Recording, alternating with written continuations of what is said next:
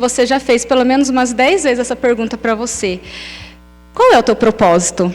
Você já fez essa pergunta? Qual é o meu propósito? Meu propósito de vida? Qual é ele? Você já conversou com uma pessoa que você vê que ela está assim totalmente perdida? Você conversa essa semana com ela, ela tem um sonho, ela quer fazer isso, quer fazer aquilo.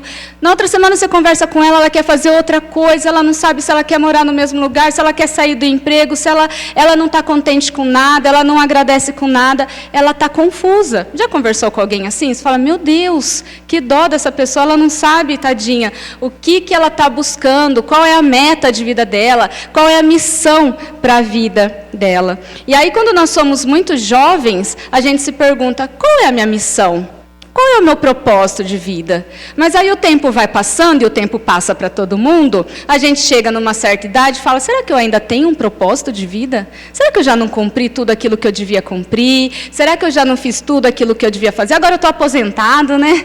Será que eu ainda tenho um propósito de vida? E aí a gente vai ficando chateado, muitas vezes nós ficamos abalados, né? Principalmente quando nos aposentamos. Eu não ainda, infelizmente, mas a gente fica em casa e a gente fica, né? Tantas coisas para fazer, mulherada então nem se diga, né? Quantas coisas para fazer, quantas coisas vêm do mundo exterior e a gente fica, gente, passou o dia, né? O dia acabou, o que eu fiz? Eu confesso que às vezes chega na sexta-feira, eu olho para minha casa e falo, gente, não fiz nada, tentei e fui, e tentei e...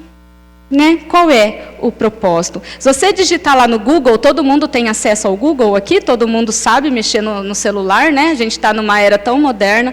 Se você colocar lá no Google assim, qual é o meu propósito? Você vai ficar surpreso de quantos cursos se vendem nesse sentido, pastor.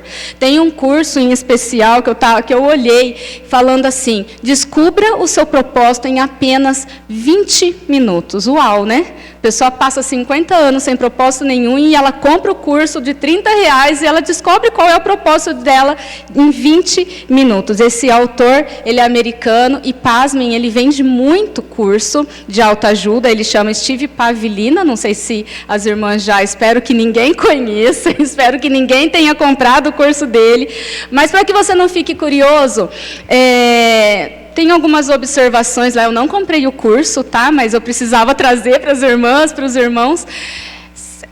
Você pega uma folha de papel em branco, e aqui no começo o autor fala para você fazer assim, qual é o meu propósito de vida?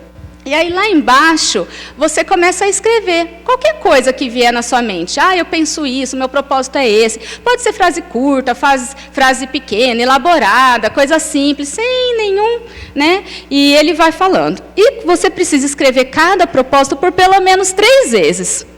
Até que você chore ao ler um propósito. Então, quando você chorar naquele propósito, então você descobriu o propósito de vida seu. Que fácil! A pessoa gastou uma dinheirama para descobrir o propósito. Misericórdia. E quando você chorar naquele propósito, então você descobriu qual é o seu propósito. E eu falo, é de chorar mesmo, né? Quanta pobreza nós estamos vivendo. E as pessoas compram porque elas estão vivenciando essa pobreza espiritual, né? Essa pobreza de conhecimento na palavra de Deus. E elas gastam o seu dinheiro porque elas estão buscando. E pasmem, muitas pessoas estão buscando esse propósito. As pessoas, então, elas estão perdidas, elas compram livros, elas compram cursos, quando, na verdade, a pergunta que nós estamos fazendo está errada. Nós nos perguntamos, qual é o meu propósito de vida? Egoísta, né, presbítero? Como nós somos egoístas, nós precisamos mudar a nossa pergunta e fazer a pergunta assim, qual é o meu propósito de vida em Cristo Jesus? Não fica mais fácil? Qual é o meu propósito de vida visando Cristo como centro da minha vida? Aí as coisas ficam mais tranquilas, até para eu conseguir uma bênção que eu estou querendo, porque o meu propósito está em quem? Não mais em mim, mas focado em Jesus Cristo.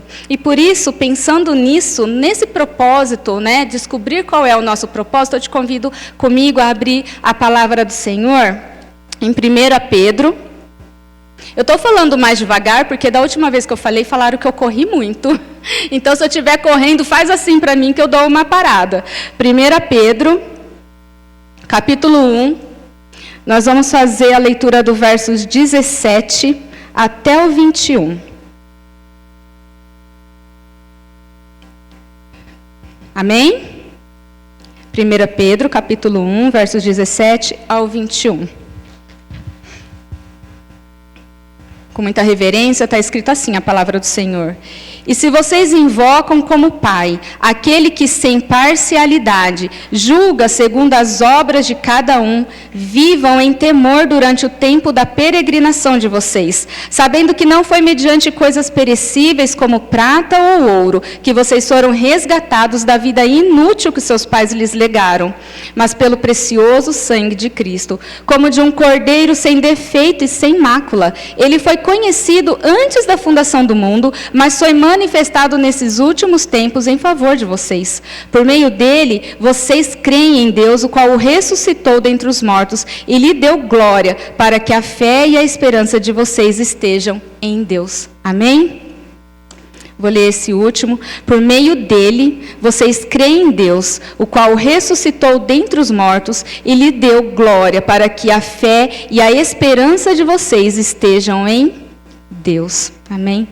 Senhor, muito obrigada, Pai, pela essa palavra que o Senhor nos deu, que o Senhor nos revelou, Pai. Que ela faça diferença em nossos corações. Fala conosco nessa tarde, Pai, em nome de Jesus. Amém?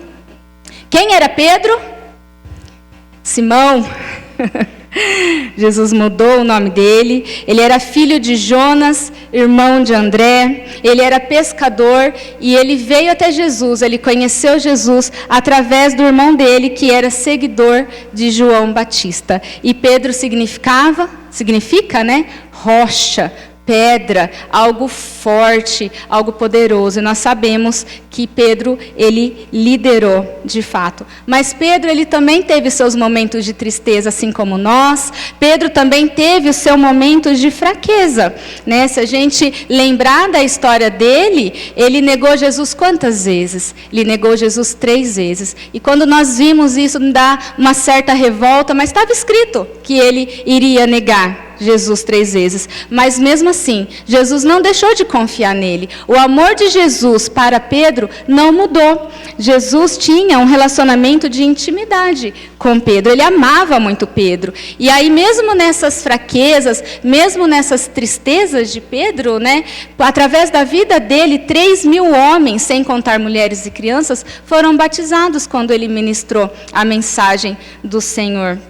Pedro, ele sabia muito bem o que era focar a vida dele em Jesus. Ele sabia exatamente que o propósito da vida dele não estava centrado nele mesmo. O propósito da vida de Pedro estava centrado em Jesus. E a gente vê isso claramente quando Jesus aparece, né, andando sobre o mar, e aí os discípulos ficam lá todos desesperados, né, com medo. E aí Jesus fala assim: gente, vocês estão com medo do quê? Sou eu. E aí Pedro fala: então se é o Senhor, então deixa eu andar também. E aí Jesus o que faz? Então vem. E aí Pedro vai, todo poderoso. Só que aí passa o vento, né, dona Dilma?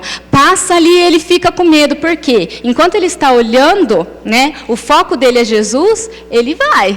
Mas aí quando passa um vento, dá uma cambaleada e ele olha para ele, o que acontece? Ele afunda, mas Deus é misericordioso. Ele fala: Senhor, me ajuda, tenha misericórdia de mim. E aí Jesus fala: volta para o barco então, né? Ô homem de pouca fé. Mas Pedro era essa pessoa, como eu, como você. Momentos de fraquezas, mas também momentos que trazemos frutos, né? Eu tenho certeza que muitas coisas que você faz, você olha para dentro de você e fala: nossa, Deus me usou. Não é legal? Deus fez comigo. Eu não sou nada. Quem sou eu? Quem sou eu? Mas Deus me usou para aquele propósito. Não para minha honra, não para minha glória, não para o meu ego, mas para fazer se cumprir o propósito que Ele tinha na minha vida. Então nós concordamos que o foco precisa ser mudado. Nós não podemos mais fazer, como cristão, nós não podemos mais nos fazer essa pergunta: qual é o meu propósito? E sim, qual é o meu propósito focado, centrado em Cristo Jesus. Amém? Amém. Deus, Ele tem convocado, eu vejo muito isso na vida da nossa igreja. Ele tem convocado homens e mulheres crianças, idosos, a conhecer a palavra dele. Nesses últimos tempos, nossa, como nós ouvimos o pastor falando de disciplina espiritual, né? Como nós temos orado pelas disciplinas espirituais, como Deus tem falado através de culto após culto, célula após célula, todas as quintas-feiras falando sobre os pecados intocáveis, sobre tudo aquilo que nós não podemos fazer, algo que a gente nem imagina que era pecado, hoje a gente tem aprendido que é pecado. E por que muitas vezes nós não sabemos que tudo aquilo que estamos aprendendo é pecado? Porque nossa vida está focada em quem? Em nós mesmos. Nós pensamos, não está fazendo mal. Não estou fazendo mal para a Sônia. Então não é pecado. Mas nós estamos desagradando aquele quem deveríamos estar focados em agradar, que é Jesus, que é o nosso Deus. Vamos tirar algumas lições desse texto, então? Mas antes eu gostaria de fazer uma nova leitura nele. Acompanha comigo. Está escrito assim, aí a gente vai lendo versículo por versículo, igual a dona Cidinha fez semana passada, que aí a gente não esquece. O 17 está escrito assim: e se vocês invocam como Pai aquele que sem parcialidade julga segundo as obras de cada um, vivam em temor durante o tempo da peregrinação de vocês. Na Almeida Corrigida está escrito assim: e se invocais por Pai aquele que sem acepção de pessoas julga segundo a obra de cada um, andai em temor durante o tempo da vossa peregrinação. Mas eu também trouxe uma versão que eu gosto muito, que é a Nova Versão Internacional. Ela diz assim: uma vez que vocês chamam Pai aquele que julga imparcialmente a obra de cada um, vivam com temor durante a jornada terrena de vocês. É como Jesus estivesse falando assim, viu? Vocês chamam o meu Pai de Pai. Vocês chamam o Senhor, Criador de todas as coisas, de Pai. Eu sou herdeiro e vocês são cordeiros comigo. É muito sério. Então, vocês precisam manter certas condutas enquanto vocês vivem aqui na terra. Não dá para a gente viver de qualquer jeito. Porque você está falando que Deus é o seu Pai. Então, as pessoas, quando olhar para você, vai pensar, ele é filho de Deus. Ele é cordeiro com Cristo Jesus na vida eterna. Ele não pode agir de qualquer maneira. E é por isso que nós temos aprendido tanto esses dias sobre condutas que nós não podemos mais ter como cristãos. Isso pensando que nós somos cristãos, que nós recebemos Jesus como Senhor e Salvador das nossas vidas, amém? Todo mundo que está aqui já declarou que Jesus é nosso Salvador, amém? Glória a Deus. Então, essa palavra é para a gente. E está escrito, então, na Bíblia que as nossas condutas, elas serão julgadas com imparcialidade.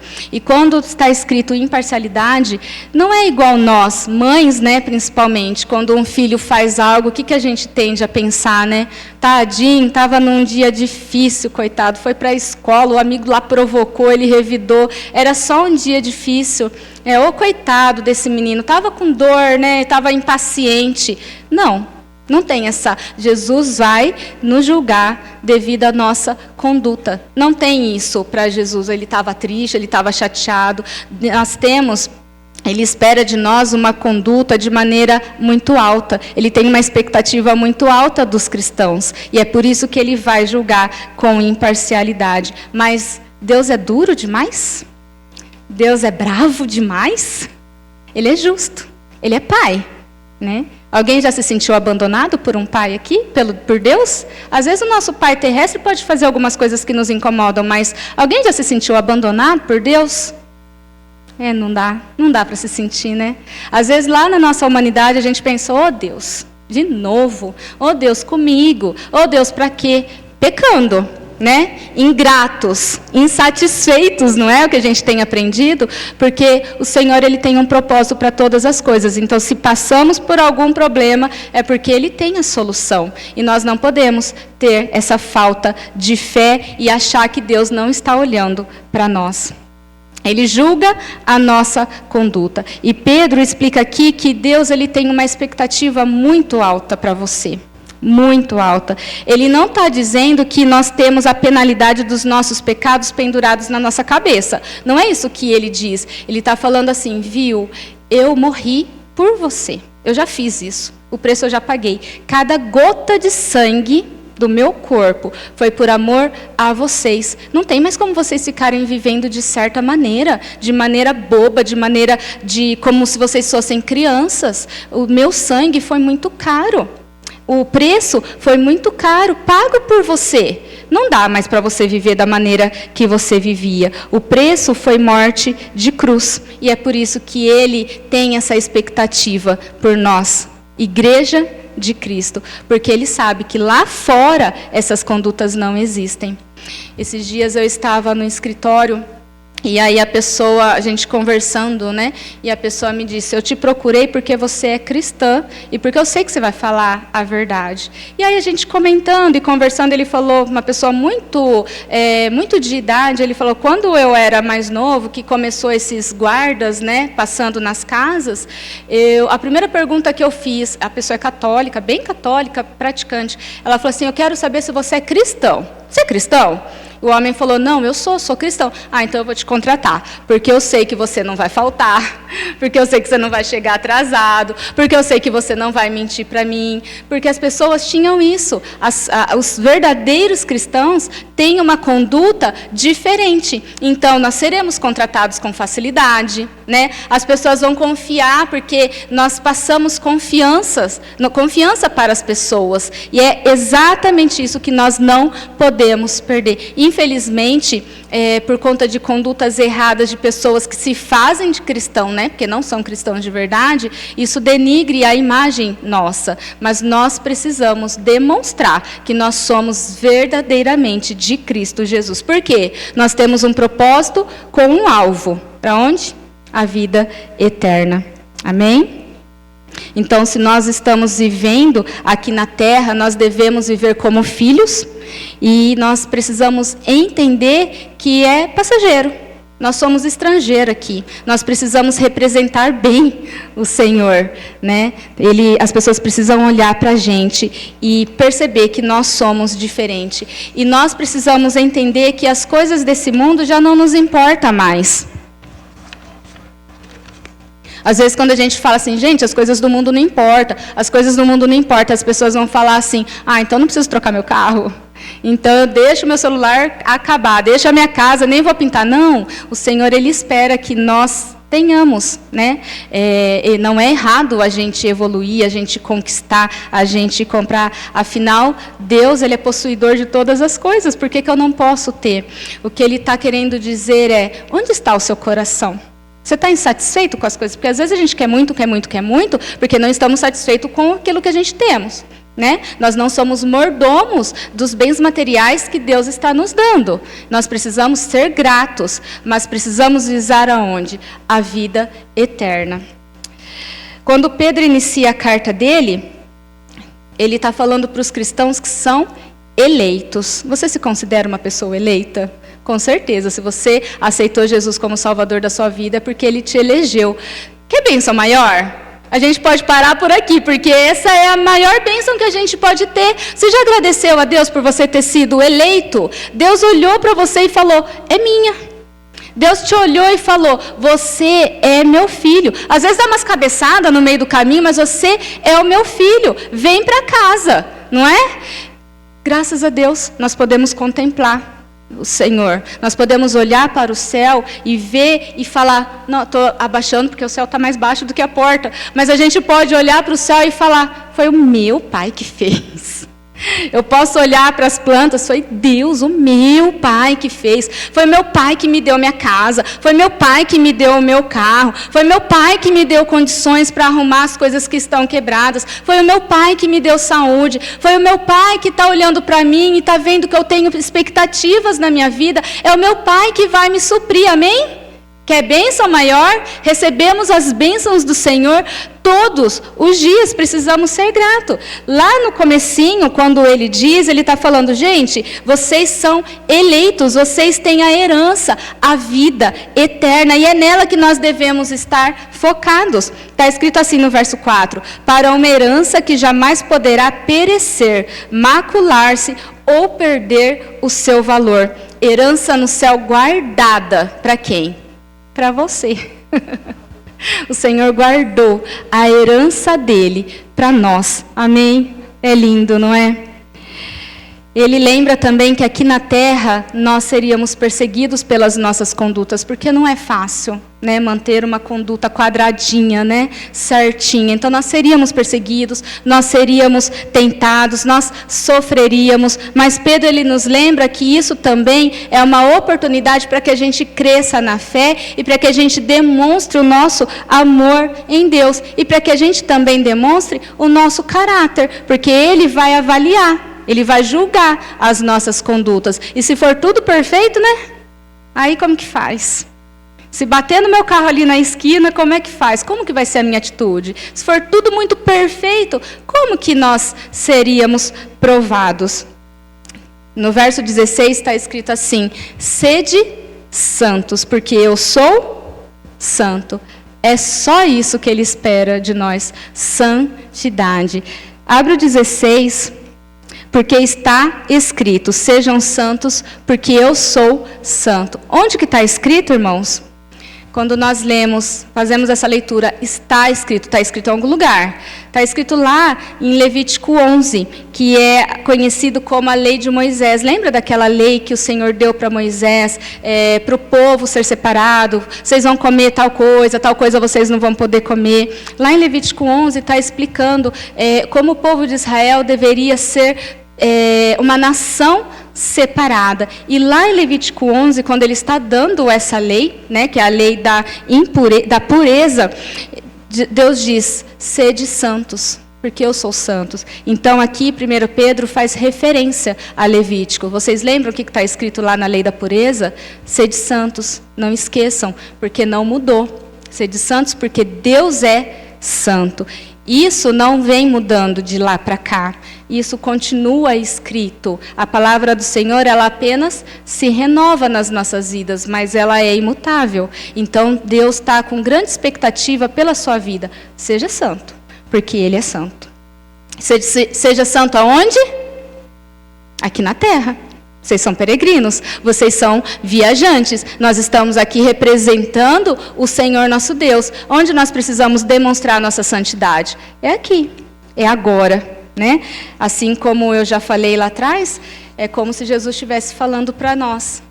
Se o meu pai é o teu pai, se eu sou herdeiro e vocês são co-herdeiros comigo, sede santos. É só isso que Ele espera de você, santidade, porque isso demonstra o nosso amor. E aí quando nós vivemos essa de maneira respeitosa, de maneira com temor a Deus, agradecendo por tudo aquilo que Ele fez, então nós entendemos que o nosso propósito de vida não está focado na gente. Está focado em quê? Agradecer e agradar a Deus, né? Centrada em Jesus Cristo, porque a vida de Jesus foi somente essa, agradar o Pai. Todas as vezes que Jesus estava fazendo e falando e os milagres aconteciam, Jesus falava, faça a vontade do Senhor, meu Pai. Né? Contudo, faça a sua vontade, meu Pai. Ele era Deus. Ele é Deus, Ele nunca deixou de ser Deus, mas Ele queria nos mostrar que Ele estava agradando o Pai, querendo nos ensinar, porque, vamos falar a verdade, como Jesus é professor, né? Que mestre maravilhoso, como Ele falava de uma maneira sutil para nos ensinar e deixar até hoje a mensagem dEle. Nós precisamos dar louvor ao nosso Deus, agradecer ao nosso Deus, que o nosso foco seja ser discípulo, seja igual a Jesus, amém? E nós também podemos tirar algo desse texto maravilhoso. O mundo que nós estamos vivendo hoje, como nós perdemos tempo fazendo nada. Né? Aqui somos todos maduros, mas a nossa juventude, né, as nossas crianças, ou é jogo online, ou é TikTok, ou é Kawaii, ou é Facebook, Instagram, como nós perdemos tempo, né? Ah, mas Vivian, eu não sou dessa era digital, não, eu não faço nada dessas coisas. Mas quantas vezes você varre a sua casa sem que precisasse varrer toda hora? Oh, minha irmã, espera, deixa a casa suja ali um pouco, vai fazer o seu devocional, né? Quantas vezes nós desperdiçamos o nosso tempo com coisas que tem que fazer, mas com coisas que não precisaria ser feito naquela hora. E aí, como a Elisete diz, Nós vamos de um lado para o outro, nos batemos de um lado para o outro, fazemos tudo o que tinha que fazer, tudo que nós achávamos que tinha que fazer naquele dia, e aí chega a noite, cansado, né? E a única coisa que nos resta, dormir, né? Cansados, e aí no outro dia a gente acorda, não fizemos nada, não pensamos, não temos aquele sentimento de estar cheio, né? Nós temos aquele sentimento de vazio, não conseguimos produzir, porque não produzimos da maneira correta, né? Não fizemos aquilo que nós devíamos fazer. E aí, como eu disse no começo, as pessoas ficam cavucando um propósito, né? Caçando um propósito, nem que seja comprar um curso pela internet para descobrir o propósito, né? Você conversa com a pessoa, o sonho dela muda a cada semana, né? Eu posso falar com propriedade, porque eu já passei por esse tempo, e é um tempo muito difícil, a gente sofre muito, porque a gente não sabe exatamente o que nós vamos fazer da nossa vida, até que Deus fala, sou eu, né? Sou eu o teu propósito. Esquece, deixa as coisas de lado. Enquanto você estiver cuidando das minhas coisas, eu vou colocar na sua cabeça aquilo que você tem que fazer. E aí a gente vive uma maneira plena. Verso 18, sabendo que não foi mediante coisas perecíveis como prata ou ouro que vocês foram resgatados da vida inútil que seus pais lhe deram. O verso começa assim, sabendo, ou seja, nós sabemos, não temos desculpa, estamos aqui ouvindo, né? Cada quinta-feira, cada domingo, toda sexta, nós sabemos da verdade. Nós poderíamos listar aqui tantas coisas que a gente faz que não está centrado na vontade do Senhor, né? Quantos pecados nós poderíamos listar, mas eu tenho certeza que no seu coração, mesmo dentro da sua maturidade, você sabe dizer, né, das coisas que às vezes você faz e que não era para estar fazendo. A gente tem um costume, as pessoas mais novas, principalmente, de quando vê uma pessoa mais madura, a gente achar que ela é muito santa, sabe? E ela não erra nunca. Nossa, o dia que a dona Dilma veio aqui na frente e falou assim, gente, eu preciso melhorar, porque eu faço isso. Foi um baque para mim. Eu falei, não, ela não erra. E a gente tem esse costume, mas eu tenho certeza que na nossa maturidade, nós erramos. Né? Nós somos humanos, continuamos fazendo coisas, não como éramos mais novos, mas continuamos fazendo. Então, pensa, né? Lá dentro do seu coração, eu sei que se você analisar, muitas das nossas coisas não estão centradas na vontade do Senhor. E isso é uma vã conduta. Uma conduta que nós precisamos analisar. E também o texto diz que a religiosidade, né, muitas vezes nos afasta do Senhor. E aqui também o texto fala que isso foi um legado dos nossos pais. Quantas vezes nós estamos lá enraizados, né? Está lá dentro. Nossa, quanta religiosidade. A gente acha que se a gente suprir, a gente vem, senta, né? E vai para casa. Nossa Bíblia está lá aberta em casa e está tudo bonitinho lá na nossa casa. E aí a gente esquece daquilo que é de fato importante, a nossa vida em Jesus. Está tudo lindo, eu vim cumprir. Mas e a minha vida? Então, que a gente possa também deixar de lado a religiosidade para se tornar verdadeiros cristãos. E quando nos tornarmos verdadeiros cristãos, nós seremos abençoados, né? Dia após dia, quarta-feira após quarta-feira. E aí não ficaremos buscando, né, uma palavra de poder. Nossa, aquela palavra foi... Nossa, não iremos buscar uma profecia. Por quê? Está tudo escrito aqui. O que nós precisamos está aqui, vida centrada em Cristo Jesus, amém? E ele diz assim, gente, o preço foi alto, vocês sabem, está aqui, ó. Não foi prata, não foi ouro, isso eu tenho, isso é perecível, é meu. O preço que foi pago foi muito caro, vocês precisam frutificar, chega. Vocês precisam dar bons frutos. Vocês precisam parar com essas vãs, com essas coisas pequenas, né? Perder tempo com coisas vãs. Vocês precisam dar frutos. Muda a conduta de vocês. Mudou a conduta? Mostrou que é um verdadeiro cristão? Você é salvo? Então, você precisa dar fruto. Porque se você não der fruto, não vai demonstrar a tua salvação. Aí você ganhou um presente e guardou lá dentro para você, né? Não serviu muita coisa, serviu para te salvar, mas você precisa demonstrar a obra salvadora de Jesus Cristo, amém? E praticar as disciplinas espirituais. Os irmãos lembram das disciplinas? O pastor sempre tem falado, na célula sempre tem falado.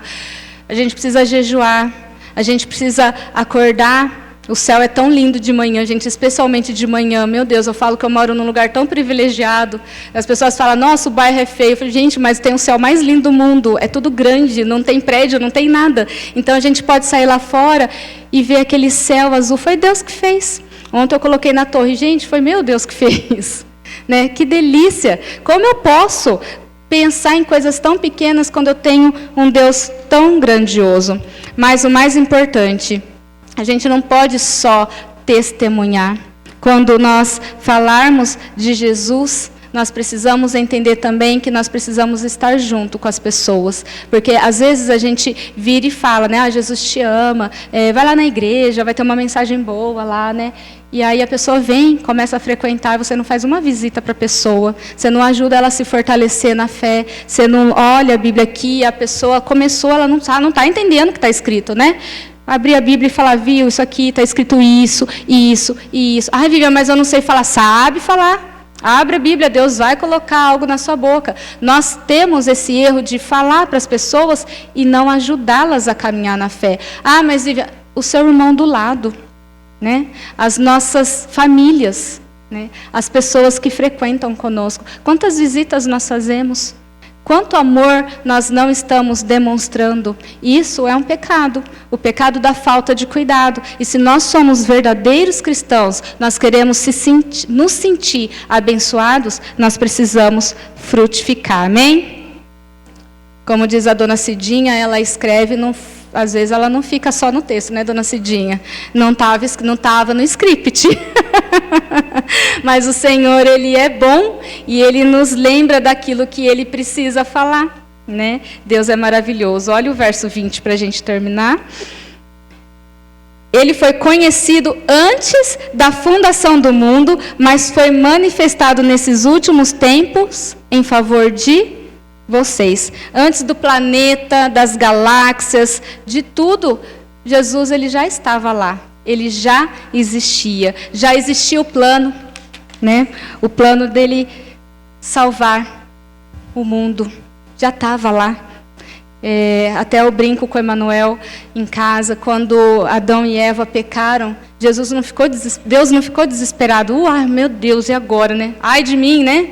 O que eu vou fazer agora? Ele já sabia da nossa humanidade. Quando ele criou, ele sabia que nós seríamos imperfeitos mesmo, que nós cairíamos. Então, no plano dele, a salvação já estava escrita. Então, quando o texto diz, ele foi conhecido antes da fundação do mundo, mesmo Deus sabendo que você iria ser assim do jeito que você é, né? Bravo, nervoso, pecando mesmo, antes Deus já tinha te elegido.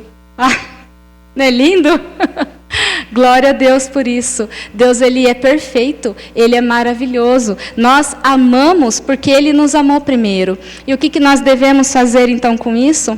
Precisamos demonstrar então um amor fraternal, né, para as pessoas. Às vezes a gente escolhe quem a gente quer amar, né? A gente ama quem é mais legal com a gente. Normalmente é assim, não é? Mas a gente precisa amar com amor fraternal. Como pensando que, como filho mesmo, que aquela pessoa vai errar conosco algumas vezes, que ela vai tropeçar, que ela vai fazer malcriação, né? Mas a gente precisa amar e ajudar essas pessoas. Jesus, Ele é o Salvador da humanidade. E quando as pessoas verem, de fato, que aqui na nossa igreja, todas as igrejas cristãs, mas quando o mundo vê o amor fraternal de Jesus aqui dentro, né, não tem como o mundo não reconhecer que Jesus é o Salvador da humanidade. Como é que eu prego para uma pessoa rica? Como é que eu prego para uma pessoa que tem saúde? Como é que eu prego para uma pessoa que tem um berço bom, tem os pais, né? Como é que eu prego para essa pessoa? O amor de Cristo. Muitas vezes ela não lembra mais, ela tem tanto que ela não lembra mais de um amor sincero, né? Amém? O 21, por meio dele vocês creem em Deus, o qual ressuscitou dentre os mortos e lhe deu glória, para que a fé e a esperança de vocês estejam em Deus. É um versículo para aqueles que creem. Na verdade, essa carta é para aqueles que acreditam em Jesus, né, como Salvador das vidas. Se Ele está desde o princípio e Ele foi revelado por amor, o que nós estamos fazendo? O que nós estamos fazendo por Ele, para retribuir aquilo que Ele tem feito tão graciosamente por nós, porque apesar dos nossos pecados, apesar de quem nós somos, Ele nos dá o privilégio de pregar a mensagem dEle, mesmo que não seja no microfone, mesmo que seja lá no mercado, mesmo que seja com o seu vizinho, com as pessoas na rua, na loja que você tiver, Ele te dá a oportunidade de pregar, de falar do amor dEle, mesmo sendo quem nós somos. É maravilhoso. Como eu posso então, para a gente concluir, viver uma vida centrada, não mais em mim, mas em Jesus Cristo, e ter um propósito centrado em Cristo, sem ceder às pressões do mundo, né? O mundo quer que a gente evolua, né? Que a gente cresça, que a gente tenha um carro bom, né? Que a gente tenha tudo aquilo que nós desejamos. É isso que o mundo prega. Se você não tiver aquilo que você deseja, então você não é uma pessoa, você é uma pessoa fracassada. Se você não tem, você fracassou. Não, eu tenho um propósito em Jesus, e todas as outras coisas me seriam acrescentadas. Se eu não tenho, é porque eu não estou precisando agora. Deus vai me dar, não é verdade? Deus vai fazer, Ele sabe da minha necessidade, Ele sabe daquilo que eu preciso. Então, se eu venho aqui buscar uma bênção, Deus sabe exatamente aquilo que está no meu coração. E se eu tenho uma vida centrada em Cristo, eu reconheço que Ele me conhece o suficiente para fazer aquilo que eu preciso dentro da soberania dEle, porque Ele também pode não fazer, né? Ele pode simplesmente não fazer, mas o meu amor por Ele não muda, porque Ele tem os propósitos dEle. Que você saia então daqui desafiado hoje a viver de uma maneira diferente, que demonstre a glória do Senhor, né, que as pessoas olham para você e vejam um brilho no seu olhar, que demonstre verdadeiramente que Deus é o Senhor da sua vida, que você saia daqui de uma maneira diferente, de maneira que você possa frutificar. Você declarou que você é cristão, você declarou que o Pai é o teu Pai. Você não pode mais viver da maneira que você estava. Não é verdade? Que você saia daqui desafiado a lembrar todos os dias que cada gota de sangue derramado foi por amor a você. E essa é uma das maiores bênçãos que nós... é a maior bênção que nós recebemos, porque foi de graça, nós não merecíamos, mas mesmo assim, desde a fundação do mundo, Ele nos escolheu, Ele nos elegeu, e Ele sabia que estaríamos aqui hoje, ouvindo a palavra dEle, amém? Que nós possamos ser gratos, porque Deus tem grande expectativa, e se Ele tem grande expectativa, é porque Ele sabe que nós podemos alcançar, amém? Feche os seus olhos. Paizinho querido, muito obrigada, Deus, porque o Senhor está conosco o tempo todo, e o tempo todo o Senhor tem sido tão bom com as nossas vidas. Obrigada, Pai, porque a nossa saúde nos permite a olhar lá fora e contemplar a Tua beleza, a Tua glória, Pai. Tudo aquilo que existe foi feito pelo Senhor. Muito obrigada, Deus, porque nós não merecíamos, mas o Senhor estava lá, e o Senhor não se arrependeu por nenhum momento, ó Pai. E cada gota de sangue foi derramada por amor a mim, Pai. Muito obrigada, Pai, porque muitas vezes dentro das nossas limitações, nós queremos ser abençoados e ouvir grandes coisas, ó Pai, mas a Tua palavra é muito simples, ó Deus. A Tua palavra é simplesmente dizer que o Senhor nos ama, e o Senhor tem grandes expectativas nas nossas vidas, e o Senhor quer que nós sejamos um povo diferente, um povo escolhido, um povo eleito, Pai. Ó Deus, que o Senhor possa fazer com que essa igreja seja diferente, a começar da minha vida, Pai, a começar de mim. E se há algo em mim, Senhor, que precisa ser mudado, me incomoda. Incomoda os meus irmãos para que eles mudem também. Ó Deus, que eles possam entender e falar do Teu amor. E quando eles falarem do Teu amor e a pessoa reconhecer, ó Pai, que elas possam também estar juntos, Senhor, e ajudando elas a crescerem na fé. Ó Pai, que nós possamos ser desafiados à mudança de vida, Deus, em nome de Jesus. Amém. Amém, pastor?